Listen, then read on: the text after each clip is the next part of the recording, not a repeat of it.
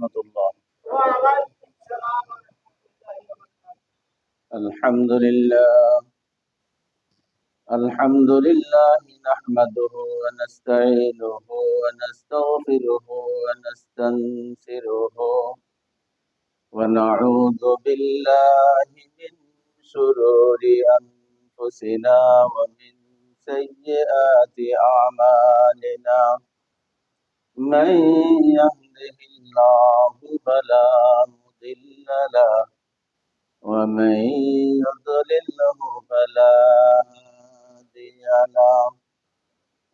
ونشهد أن لا إله إلا الله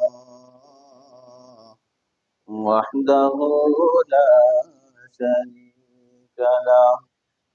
ونشهد أن سيدنا وحبيبنا ومولانا محمدا عبده ورسوله.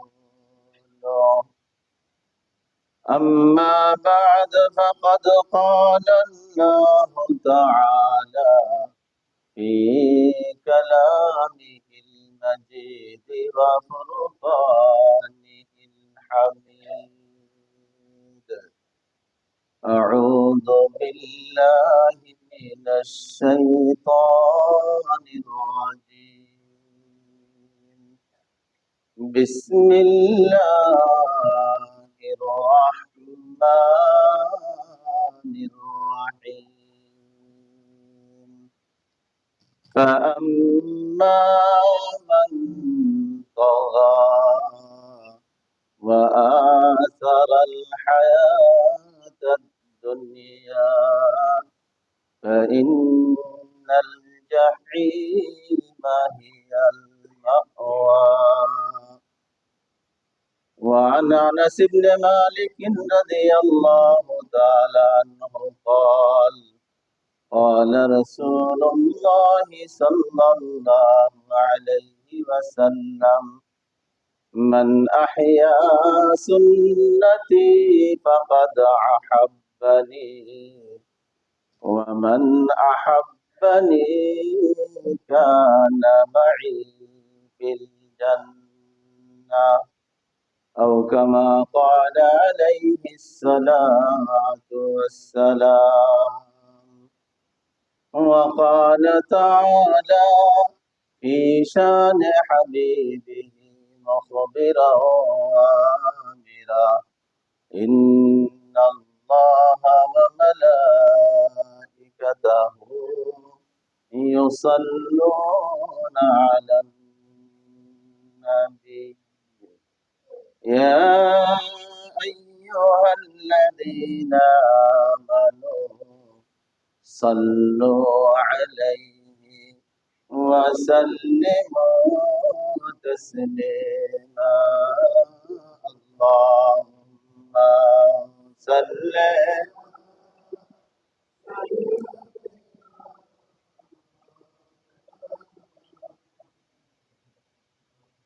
وعلى آل سيدنا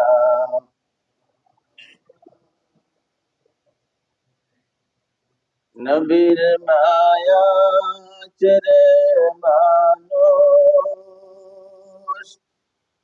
কোথায় আছো বসিয়া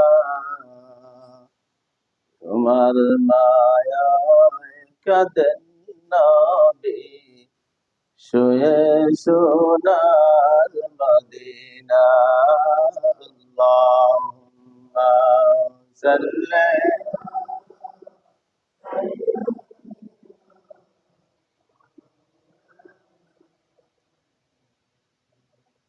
وعلى آل سيدنا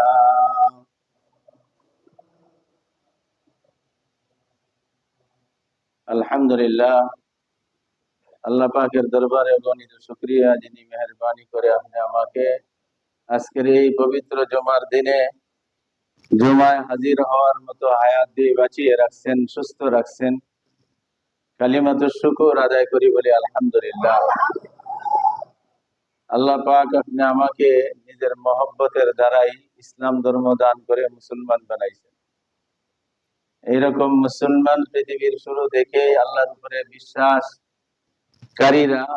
যুগে যুগেই প্রত্যেক নবীর জামানায় কম বেশ ছিল। মুমিন মুসলমান হযরত আদম আলাইহিস সালাম থেকেই কম বেশ পৃথিবীতে আসছে বলেই সারা পৃথিবীর সকল মুমিন মুসলমানদের উপরে আখিরি জামানার উম্মত আমরা যারা আছি আরো বেশি কৃতজ্ঞতা আল্লাহর কাছে প্রকাশ করার দরকার, যে আল্লাহ পাক ইসলামের সাথে সাথে ঈমান দান করার সাথে সাথে সর্বশ্রেষ্ঠ নবীর উম্মত হওয়ার তৌফিক দান করেছেন। কিতাবের ভিতরে আসছে, বান্দা তুমি আমি কেউই তো আল্লাহর কাছে দরখাস্ত করি নাই যে ইসলাম তো আমাদেরকে দিবাই, মুমিন তো আমরা হবই, হ্যাঁ, যে আমাদেরকে হযরত আদমের উম্মত না বানায়া মুসা আলাইহিস সালামের উম্মত না বানায়া সর্বশ্রেষ্ঠ নবীর উম্মত হওয়ার সুযোগ দেও, এরকম আবেদন আবদার আমরা কেউ করি নাই। চাইছি না যে এটার কোনো মূল্য নাই। যদি ছায়া আনতাম, ঘোড়ে আনতাম, অনেক পেরেশানি হইতাম।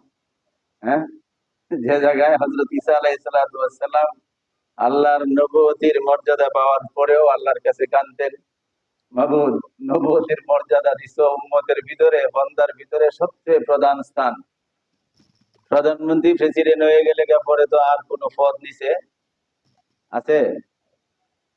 পৃথিবীর নবীরা যারা ছিলেন এরা তো প্রধানমন্ত্রী প্রেসিডেন্ট উম্মতের জন্য। এরপরেও উম্মতে মুহাম্মাদি হওয়ার এত একটা আগ্রহ, মনে বাসনা আর তারা আল্লাহর কাছে কাঁদতেন, মাবুদ নবুয়তি দান করছে, অনেক খুশি, অনেক শুকরিয়া, মনটা এসে আখিরি জামানার নবীর উম্মতের তালিকায় নামটা লেখাই। আসতে কইলেন সুবহানাল্লাহ, ভালো লাগে না এই কথাটা। প্রধানমন্ত্রী প্রেসিডেন্ট হওয়ার পরে আর কোনো কিছু বাকি? এখন যদি কেউ এমপি আর চেয়ারম্যানের জন্য, সচিবের জন্য কান্দে, এটা আসলে কেমন জিনিস এমপিদের ভিতরে আছে, এমন কি মর্যাদা সচিবদের ভিতরে আছে, এমন কি মর্যাদা মন্ত্রীদের ভিতরে আছে যে প্রধানমন্ত্রী হওয়ার পরে যে হেইডের ভোটটাও তার সাথে টাকা লাগবে ইজ্জত আর প্রেস্টিজের কারণে। সুবহানাল্লাহ বিহামদি। আল্লাহ রাব্বুল আলামিনের কাছে নবীরা মুস্তাজাবুদ দাওয়াত, নবীদের দোয়া আল্লাহর কাছে মকবুল হয়। হযরত ঈসা আলাইহিস সালামের দোয়া আল্লাহ পাক কবুল করে নিয়েছেন। আলহামদুলিল্লাহ বলেন না? দোয়া কবুল হয়েছে, ওদের কেমনে সম্ভব? আমাদের নবীর প্রায় ৬০০ বছর আগে যে নবী দুনিয়া থেকে বিদায় নিয়েছেন তার নাম হযরত ঈসা রূহুল্লাহ আলাইহিস সালাতু ওয়াস সালাম। উম্মত কেমনে হবে? উম্মত হওয়ার সুযোগ আছে না নাই? হবে তো, আল্লাহ কবুল করছে যেহেতু, হবে না? এই বিশ্বাসটা রাখাটাও ঈমানের একটা অংশ। তো হযরত ঈসা আলাইহিস সালাম আবার পৃথিবীতে আসবেন, জুড়ে বলেন আলহামদুলিল্লাহ। আবার পৃথিবীতে আসবেন, তবে জানায় দিছে এই দুনিয়ার মানুষ, ঈসা আলাইহিস সালাম আবার পৃথিবীতে আসবে, তবে তার কপালে, তার ইউনিফর্মে নবুয়তের সিল থাকবে না, থাকবে উম্মতে মুহাম্মাদি সাল্লাল্লাহু আলাইহি ওয়াসাল্লাম। নবীজির উম্মতের ইউনিফর্ম থাকবে। তিনি আসবেন বলে নবুয়তের সীমানা তো শেষ করছেন, আসবে উম্মতে মুহাম্মাদি সাল্লাল্লাহু আলাইহি ওয়াসাল্লামের পরিচয়, ফজিলত লাভের আশায়। হ্যাঁ, এটা কি ইমানের অংশ একটা। আমরা যারা আখিরি জামানার নবীর উম্মত, ঈসা আলাইহিস সালামের আগমনের প্রতি বিশ্বাস করার দরকার আছে না নাই? বিশ্বাস না থাকলে ইমানের ক্ষতি হবে।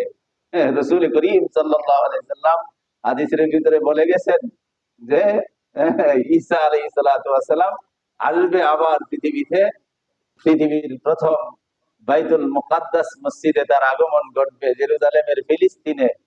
হ্যাঁ, সেই মসজিদে আসবে আবার, ধরে বলি আলহামদুলিল্লাহ। বলতেছিলাম যে চাই নাই, দরখাস্ত করি নাই, বিনা চাওয়ায় পাইছি, তো এই জন্য এটার মান মর্যাদা ইজ্জত আর সম্মান আমাদের কাছে নাই, যার কারণে রাসূল করিম সাল্লাল্লাহু আলাইহি ওয়াসাল্লামের যে সুন্নতের জিন্দেগিও আমাদের কাছে তেমন একটা মূল্যায়িত হয় না, তেমন একটা গুরুত্ব পায় না। দিন যতটুকু সম্ভব, যতটুকু সুবিধায় মিলে অতটুকু রাসূলের সুন্নত, ভেজাল লাগলেই আমি দিন কোথায়, ইসলাম কোথায়, রসুল কোথায়, সুন্নত কোথায়, আর আমার চিন্তা করার সুযোগ নেই। আল্লাহু আকবার। আমরা গত জুমায় আলোচনা করতেছিলাম রাসূল করিম সাল্লাল্লাহু আলাইহি সাল্লামের ভালোবাসা ব্যতীত, তার প্রতি প্রেমের সম্পর্ক ছাড়া ব্যতীত এই আখিরি জামানার কোন উম্মতের পরিপূর্ণ ঈমানের দাবি করার সুযোগ সুযোগ সুবহানাল্লাহ বলেন।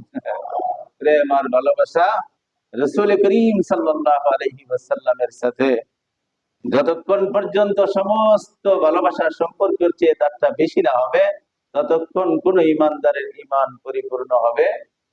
আজকে আল্লাহু আকবার 2678 নম্বর একটা হাদিস, তিরমিজি শরীফের হাদিস। সিয়াসিত্তার যে হাদিসের 6টা কিতাব আছে, এর ভিতরে সুনানুত তিরমিজি একটা কিতাব আছে। এই সিয়াসিত্তার কিতাবের 2678 নম্বর হাদিস হযরত খাদেম রাসূল আনাস ইবনে মালিক রাদিয়াল্লাহু তাআলা আনহু বর্ণনা করেন, রাসূল করিম সাল্লাল্লাহু আলাইহি ওয়াসাল্লাম ইরশাদ করেছেন, মান আহিয়া সুন্নতি, যে ব্যক্তি জিন্দা করলো আমার সুন্নতকে, শাব্দিক অর্থ বুঝে রাখবেন, মনে রাখবেন। মান আহিয়া সুন্নতি, যে লোক আমার সুন্নতকে জিন্দা করবে, ফাকাদ আহাব্বানি, আমি নিশ্চয়তার সাথে নবী বললাম, নিশ্চয়ই সেই লোকটা আমি নবী মুহাম্মদের প্রেমিক। সেই লোকটার অন্তরে আমি নবীর মহব্বত আছে, ভালোবাসা আছে। বলে আপনার অন্তরে ভালোবাসা থাকলে উম্মতের লাভ কি? আমি আব্দুল করিম জামাল উদ্দিন সাইদুর রহমান, আমার লাভটা কি হবে? আপনার সুন্নতকে আমি জিন্দা করলাম, হ্যাঁ, আপনার অন্তরে আমার ভালোবাসা থাকার আমার লাভটা কি? আল্লাহর রাসূল পরের অংশটাতে উত্তর দিয়েছেন, ওয়ামান আহাব্বানি কানা মাই ফিল জান্নাহ, যে আমার প্রেম আর ভালোবাসার দ্বারা সুন্নতকে জিন্দা করবে, সেই লোকটা হাসরের দিন বিচারের পরে আমি নবী মুহাম্মাদের সাথেই আমার জান্নাতে থাকবে, আমার সাথেই তার জান্নাতে ঠিকানা হবে। রিজাল্ট দিয়ে দিচ্ছেন। আল্লাহু আকবার। দুনিয়ার মানুষ, তোমাদের ভিতরে পিতা পুত্রের ভিতরে, সন্তানের ভিতরে, মাতা পিতার ভিতরে প্রেম আছে, স্বামী স্ত্রীর ভিতরে প্রেম আছে, বন্ধু বান্ধব আত্মীয় স্বজন পাড়া প্রতিবেশীর ভিতরে প্রেম আছে। বলে ওই প্রেম গুলি যখন স্বার্থের ব্যাঘাত ঘটে, অনেক জায়গায় ছুটে যায়। হ্যাঁ, স্বার্থের একটু আঘাত হইলেই এই প্রেম গুলা ছুটে যায়, ভালোবাসা ছুটে যায়। আল্লাহু আকবার। আল্লাহর নবী যেন এই হাদিসের দ্বারা জানাইতে চায়, দুনিয়ার কোন স্বার্থ উদ্ধারের জন্য, দুনিয়ার কোন নাম যশ খ্যাতি উপার্জনের জন্য আমার সুন্নতকে ছাড়া, আমার ভালোবাসার পরিপন্থী, আমার ভালোবাসার উল্টা সব কিছুর ঊর্ধ্বে আমি নবী মুহাম্মদুর রাসূলুল্লাহ সাল্লাল্লাহু আলাইহি সাল্লামের দ্বীন, তার সুন্নত, তার আদর্শকে জীবনের সর্বক্ষেত্রে যখন তুমি প্রাধান্য দিয়া তোমার জিন্দেগিটা সুন্নতের দ্বারা সাজাইতে থাকবে, তোমার জন্য আমার ঘোষণা, আমার সাথেই তোমার জান্নাতে রাখুন। আস্তে কইলেন সুবহানাল্লাহ। নবীর সাথে জান্নাতে থাকা। আল্লাহু আকবার, আল্লাহু আকবার। হ্যাঁ, শর্ত হলো সুন্নতকে জিন্দা করা। আর কোন অসুবিধায় পড়লেই যেন সেই সুন্নতটা, ধর্মটা, ইসলামটা যেন সুইটা, সুসময়ে বন্ধ বটে অনেকেই হয়, অসময়ে হায় হায় কেহ কারো, এটা বলে নাই, জানা নাই, কেহ কারো নয়। হে দুনিয়ার উম্মত, আখিরি জামানার পয়গম্বরের উম্মতেরা, কান খুলে শোনো। সবচেয়ে কঠিন জায়গা হবে দুনিয়ার মানুষের জন্য হাসরের ময়দান। কথা ঠিক না বেঠিক? কেমন কঠিন ময়দান হবে। হযরত আম্মা জান আয়েশা রাদিয়াল্লাহু তাআলা আনহা জিজ্ঞাসা করে, ইয়া রাসূলুল্লাহ, ইয়া হাবিবাল্লাহ, ইসলামের ভিতরে পর্দা ছিল, সারা শরীর তো লজ্জাস্থান, এইগুলি তো প্রশ্নই আসে না। মুসলমান নরনারীরা তাদের চোখ হেফাজত করা, তাদের চোখ হেফাজত করা, শরীর হেফাজত করা, পর্দা ইসলামের ভিতরে ফরজ। যেখানে ছায়াটাও পর্যন্ত বলছে যে দেখার সুযোগ নাই যতক্ষণ সম্ভব হয় ছায়াটা দেখেও যদি আন্দাজ করতে না পারে যে তোমার শরীরের আকৃতিটা কতটুকু লম্বা, কতটুকু মোটা, এইটাও যতক্ষণ পারবা তুমি ঢুকে রাখবা, গায়ে রাখিয়ে রাখবা। ধরে বলেন সুবহানাল্লাহ। আল্লাহর হাবিব যখন বললেন সমস্ত মানুষগুলো হাশরের ময়দানে উঠবে, তাদের পরনে কাপড় থাকবে, থাকবো না? অনেক দামি কাপড় দিয়ে কাপড় দিচ্ছেন না বাবারে, শোয়াইছেন কত দামি কাপড়। সারা দেশের ভিতরে সর্বশ্রেষ্ঠ কাপড় হইলেও কিছুদিন পরে তো এই কাপড়টা মাটি গায়ে শেষ করছে। আসরের মাঝে উঠবে আদম থেকে আখিরি জামানার পয়গম্বরের শেষ উম্মতটা পর্যন্ত কাহারও শরীরে কোনো কাপড় থাকবে না। আম্মা জান আয়েশা সিদ্দিকা রাদিয়াল্লাহু তাআলা আনহা লজ্জায় লাল হয়ে গেলেন, ইয়া রাসূলুল্লাহ, ইয়া হাবিবাল্লাহ, কি করে সম্ভব, কি করে সম্ভব এইভাবে কাপড় ছাড়া আসরের মাঠে ওঠা? আল্লাহকে একটা ব্যবস্থা করবে না? কেমনে একজন আরেকজনের দিকে তাকাবে? আল্লাহর রাসূল কাঁদো কাঁদো অবস্থা, চোখে পানি, ডাক দিয়ে বলে, ও আবার আয়েশা, শুনো শুনো, এটা তো হাসরের ময়দান না, এইটা তো হাসরের ময়দানের কাঠিন্যতা না। হাসরের ময়দানের কাঠিন্যতা, দুঃখ, কষ্ট, পেরেশানি তো বেশি হবে। প্রত্যেকটা নরনারী চিন্তা করার সুযোগ নাই তার পরনে কাপড় আছে না নাই, পরনে কাপড় আছে কি নাই, এই চিন্তা বিবেক খেয়াল করার মতন অবস্থা হাসরের ময়দানে থাকবে না। এটার নাম হাসর, এটার নাম হাসর, যেখানে মানুষ নিজের পরনে কাপড় আছে কিনা সেটাও চিন্তা করার সুযোগ আসবেই না দেয়ালের ভিতরে, শরীরের ভিতরে আসবে না। যখন বেশি পেরেশানি, টেনশন, কোন জায়গায় বাহির হইতে মনে চায়, পেরেশানিটা যদি খুব বেশি হয়ে যায়, 7টা টান দিছেন আল্লাহ থেকে, জুব্বাটা টান দিছেন, গায়ে জড়াইয়া দিছেন, এই সময়ে আপনার বাবার চিন্তা থাকে না, এটা কি বাউ করে পড়ছি না উল্টা করে পড়ছি। অনেক সময় জুব্বা, প্যান্ট, শার্ট উল্টা ভাবে গায়ে দিয়ে বাহির হয়ে যায়, রাস্তায় বলে, বিবি বলে, সন্তানরা বলে, বাবা তোমার শার্টটা তো উল্টা হয়ে গেছে। চাপ পড়ে কি পড়ে না?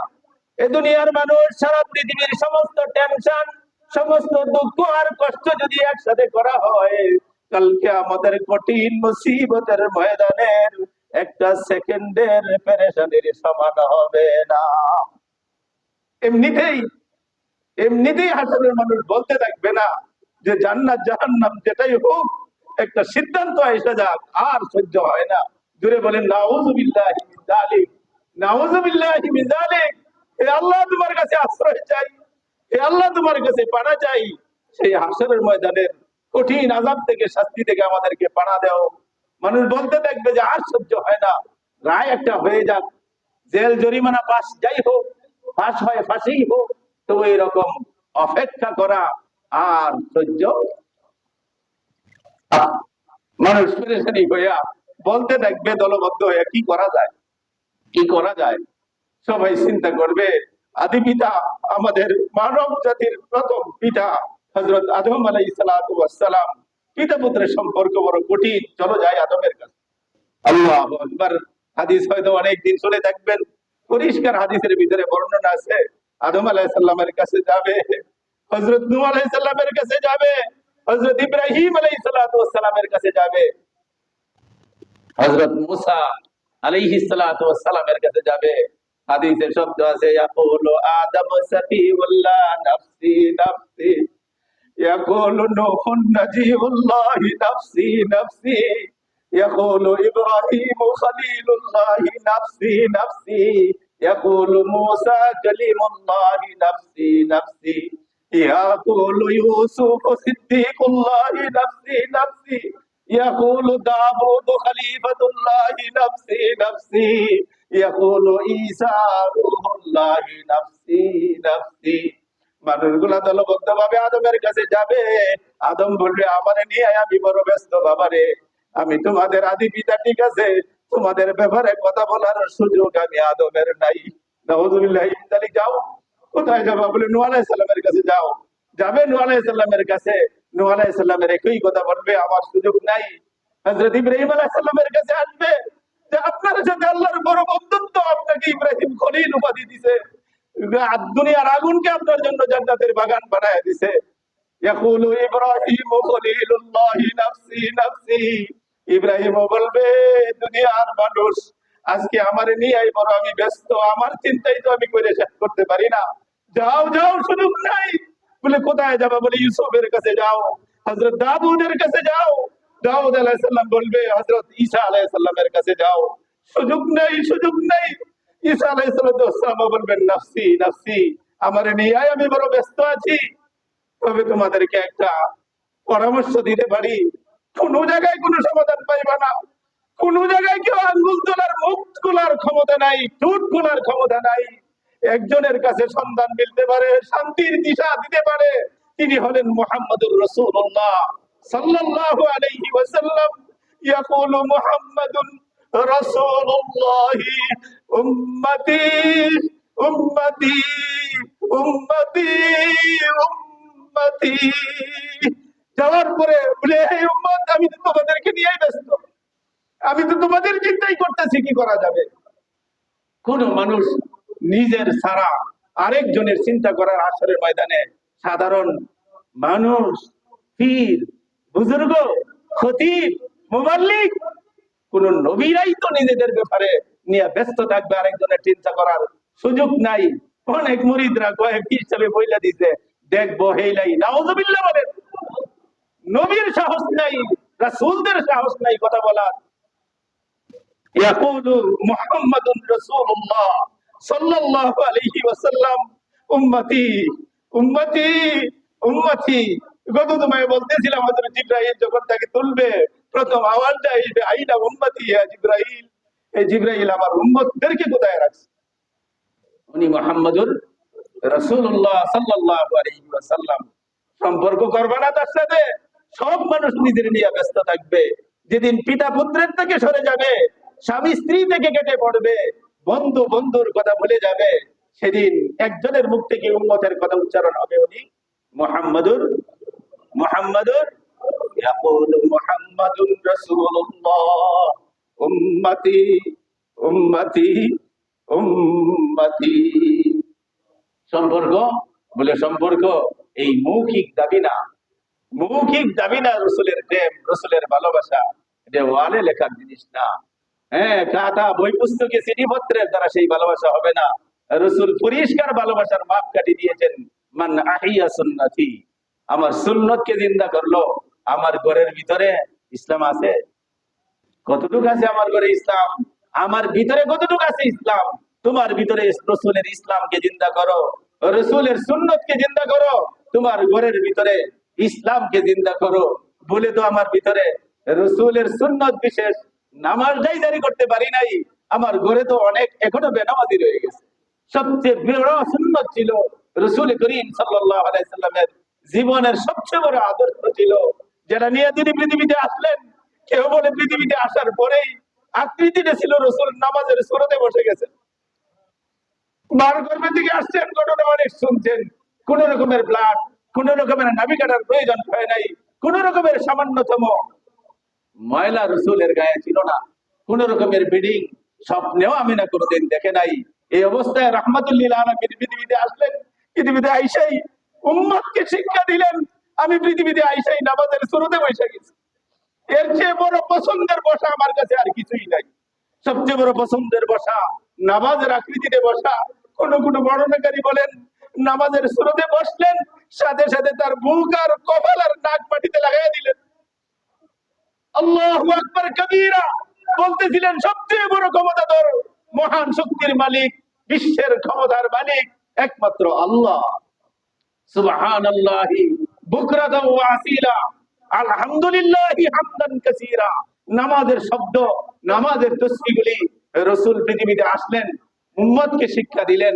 সবচেয়ে বেশি কষ্টই করলেন আমলের ভিতরে নামাজের জন্য। অসুস্থ হয়ে পড়ে আছেন, মাথাটা বাসাইতে পারে না, বেশ কয়েক ওয়াক্ত নামাজ তিনি মসজিদে পড়াইতে পারে না। কিতাব খুলুন, নামাজের জামাত শুরু করছে সাহাবায়ে কেরাম, অনেকক্ষণ অপেক্ষা করছে। মসজিদের সাথেই হুজরা অনেকেই দেখছেন। মসজিদে নববী আর রসুলের বাড়ি আর হুজরা একসাথে ছিল। দরজার দিকে তাকায় থাকতে থাকতে দেখা যাইতেছে জামাতটা শেষ করা যাবে না, সময় শেষ হয়ে যাবে। হযরত আবু বকর সিদ্দিক রাদিয়াল্লাহু তাআলা আনহুর ইমামতিতে সাহাবায়ে কেরাম নামাজ পড়া শুরু করলেন। রসুল এতক্ষণ পর্যন্ত সেন্স হারার মতো ছিলেন। একটু সামান্য হুঁশ আইলেই জিজ্ঞাসা করলেন, আয়েশা, এখন কি নামাজের সময়? সুবহানাল্লাহ বলেন। এখন কি কোনো নামাজের সময়? হযরত আম্মা জান আয়েশা বলতেছিলেন, হুজুর এখন তো নামাজের সময়, সাহাবায়ে কেরাম অনেকক্ষণ অপেক্ষা করে, আপনার জন্য অপেক্ষা করে, তারা শেষ পর্যন্ত নামাজের রক্ত চলে যাবে, নামাজ শুরু করে যে আমার বাবার ইমামতিতে। আল্লাহর হাবিব বলেন, আয়েশা জানালাতে পর্দাটা সরাও, একটু কষ্ট করে আমার মাথাটা একটু উড়াইয়া ধরো, আমার মাথাটা একটু আলগায় ধরো। পর্দা সরাইলেন, মাথা উঠাইলেন, তো রসুলের চোখের ভিতরে পানি। আর মাথা আয়েশা জিজ্ঞাসা করেন, ইয়া রাসূলুল্লাহ, কান্দেন কেন? বলে, হে আয়েশা, এই আমলটা দেখি আজকে খুশির কান্না কাঁদতেছি। পৃথিবীতে সবচেয়ে বেশি আমার কষ্ট হয়েছে নামাজ কায়েম করার জন্য, সবচেয়ে বেশি কষ্ট হয়েছে আমার নামাজ কায়েম করার জন্য। আজকে মনটা বড় বইরে গেছে। আমি চলে যাওয়ার পরেও আমার উম্মত সবকিছু ছাড়তে পারে, নামাজ ছাড়তে পারে, নামাজ ছাড়তে পারে না। খুশিতে মনটা ভরে গেছে, চোখে পানি। জামাত দেখলেন, জামাত চলতেছে, সাহাবায়ে কেরামের শেষ, চলে যাবে। দুনিয়ার এই দৃষ্টি, দুনিয়ার এই সৃষ্টি, দুনিয়ার এই মখলুক কোনোদিন আল্লাহ রাসূলের কোনো আওয়াজ শুনতে পাবে না। জীবনের শেষ শব্দটা পৃথিবীর এই জমিনে ছিল আসসালাতু ইয়া উম্মতি, আসসালাত আসসালাত, ও আমার উম্মতেরা, নামাজ নামাজ নামাজ। শেষ শব্দ, শেষ। আল্লাহকে ডাক দিলেন, বাবু তোমার কাছে হাজির হইতে চাই, নিয়ে যাও। জুড়ে বলেন সুবহানাল্লাহ। সবচেয়ে বেশি সুন্নতের দাবি রাখে আমাদের জীবনের নামাজ। আমার ব্যক্তি জীবনে নামাজ নাই, পরিবারে আমার সংসারের ভিতরে নামাজ নাই, আমার ফ্যামিলির ভিতরে নামাজ নাই। অ্যাডভার্টাইজ করে আমি রাসূলকে ভালোবাসি। ছোট্ট একটা সংজ্ঞা দিয়ে আল্লাহ রাসূল বোঝায় দিতেন, মান আহিয়া সুন্নতি। মনে যদি যায়, তিরমিজি খুলেন, বাংলানুবাদ করা আছে, 2698 নম্বর হাদিস, একটা অংশ।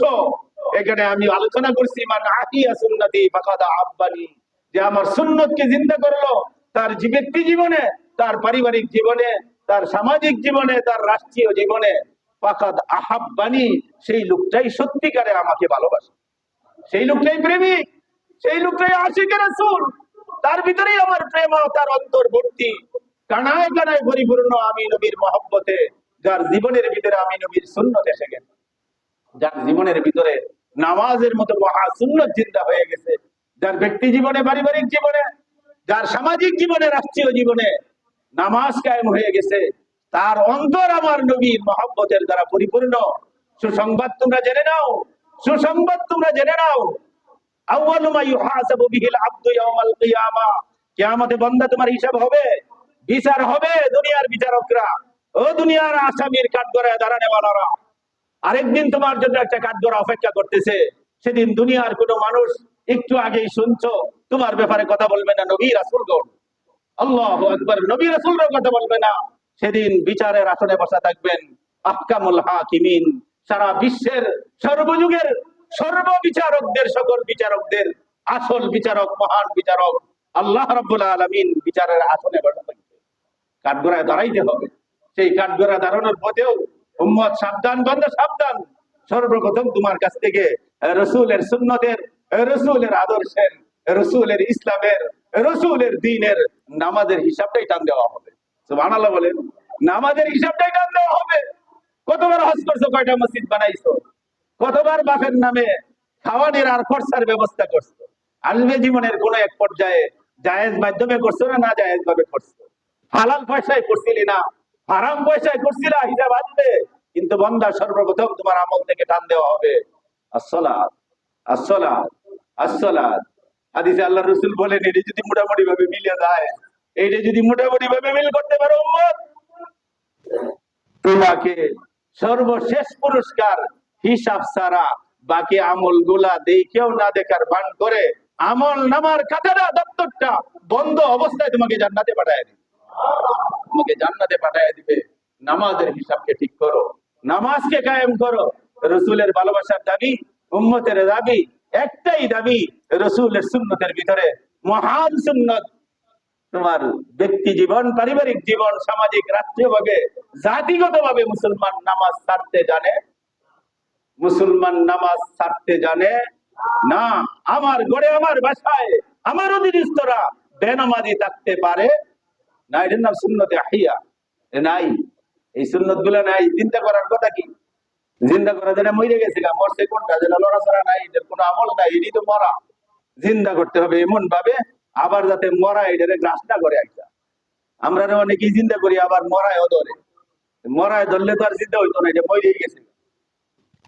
মরা ধরে যায় বুঝেন তো, 1 অক্টোবরে 3 অক্টোবরে না, 60 অক্টোবরে কয় বছর রক্ত খুব কঠিন আছে না নাই? আছে না নাই?